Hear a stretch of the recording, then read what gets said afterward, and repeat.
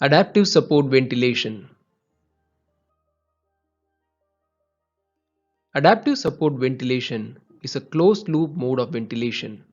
Here, there is automatic adjustment of ventilator settings to optimize the patient's work of breathing. In a closed-loop control, the ventilator modifies or adapts the ventilatory support based on the respiratory parameters of the patient. ASV is a servo-controlled mode of ventilation with an optimal targeting schema. Here, the patient is provided a specific minute ventilation that targets least possible work of breathing based on the patient's requirement. It can be considered as an evolved form of mandatory minute ventilation. Goals of ASV mode of ventilation is to provide an optimal level of alveolar ventilation. The second important goal is to have a high safety window with low complications. It can act as a single mode from initiation of ventilation to extubation, and it can be used in all patients whether they are spontaneously breathing or paralyzed. ASV mode is essentially a pressure control mode with minute volume guarantee. It uses Otis and Meath equation in order to calculate the work and force of breathing respectively. Based on these equations, the optimal respiratory rate at which the work of breathing is minimal is calculated by the machine. The key determinants are time constant and dead space. If the dead space in a patient is assumed to be constant, the key determinant which determines the optimal respiratory rate is the time constant. In a normal condition, we see that the elasticity and the resistance determine the time constant. Any change in these two parameters may increase the work of breathing. Let us assume that the target minute ventilation for a given patient is 6 liters per minute. This minute ventilation can be achieved by various combinations of respiratory rate and tidal volume. For example, a tidal volume of 600 ml and a respiratory rate of 10 breaths per minute can achieve this minute ventilation.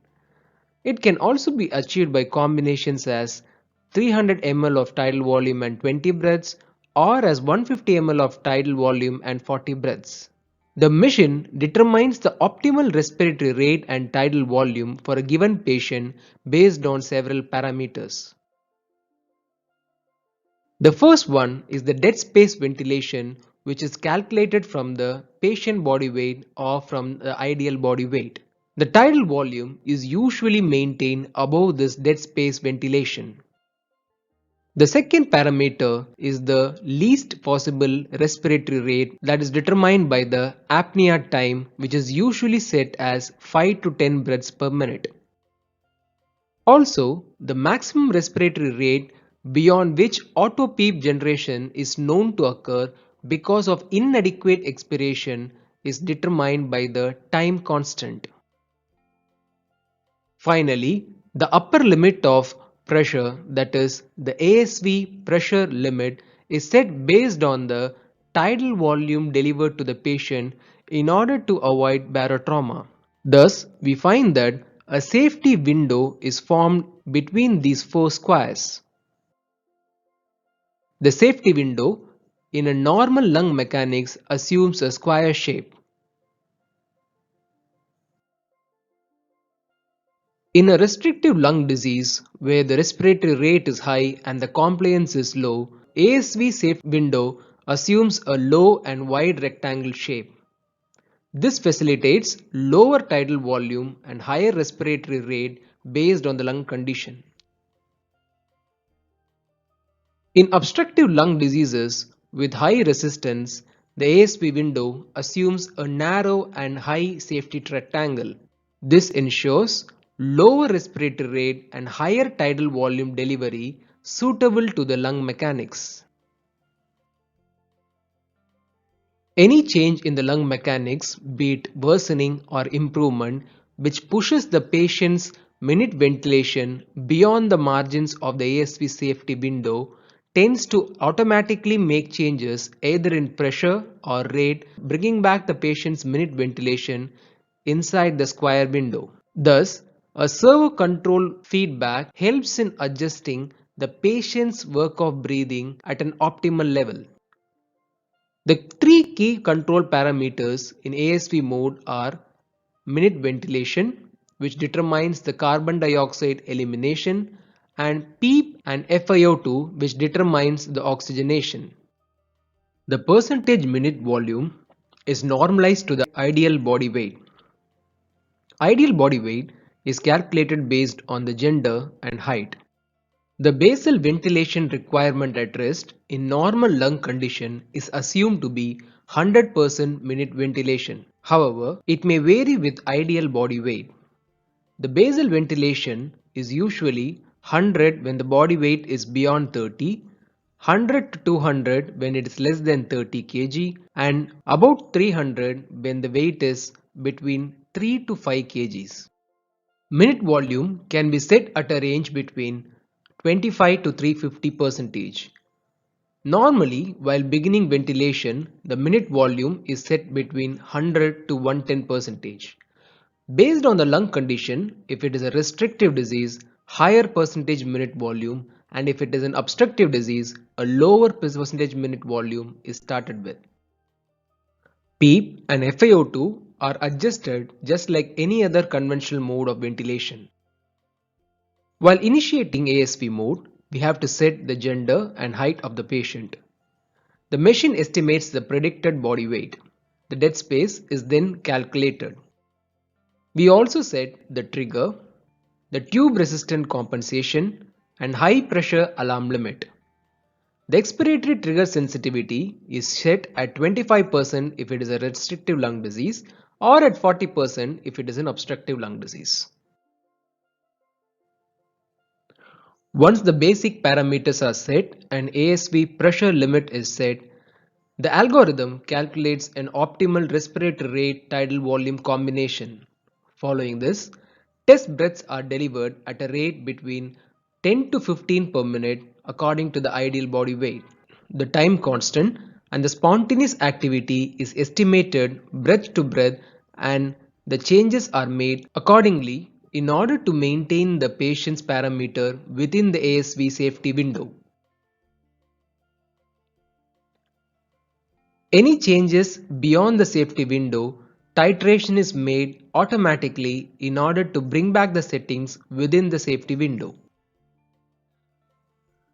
In conditions of high PaCO2, the minute volume percentage is increased.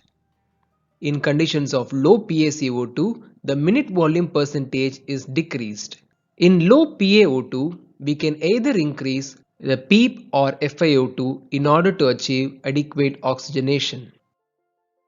ASV mode can act as a pressure control mode of ventilation in passive, non-breathing patients. In those who have spontaneous breathing activity, ASV switches between SIMV and pressure support ventilation in order to achieve the target minute ventilation. Once the disease condition has improved, weaning can be initiated in stepwise by lowering percentage minute volume in steps of 10% with frequent assessment. Support can be tapered up to 25% of minute volume. ASV parameters are considered to be minimal when all the breaths are spontaneous and the inspiratory pressure is about 8 cm above baseline. Once minimal parameters are achieved, a spontaneous breathing trial is given, and if passed, the patient can be extubated from the ventilator. The advantages of ASV mode include the versatility and the ability to ventilate any patient group. It can be used as a single mode of ventilation from initiation to weaning. It is less operator dependent and there is less need for operator involvement. It also provides a good safety window. However, there are important conditions where one needs to exert caution. These include air leak syndromes, as minute volume calculation can become erroneous in this situation. Similarly, those with irregular or high respiratory drives may not be ideal for this mode. Such high respiratory drives may fallaciously cause a low tidal volume leading on to increased work of breathing. There is also limited pediatric experience with this mode of ventilation. In summary, ASV is an advanced closed-loop mode of ventilation. It promotes the ventilatory pattern with least possible work of breathing. It is a good strategy for initiation, maintenance, as well as weaning of a patient. However, more studies are needed on the role of ASV in clinical practice and its impact on mortality in severely ill patients. If you like these videos, please subscribe to Little Criticos for more updates.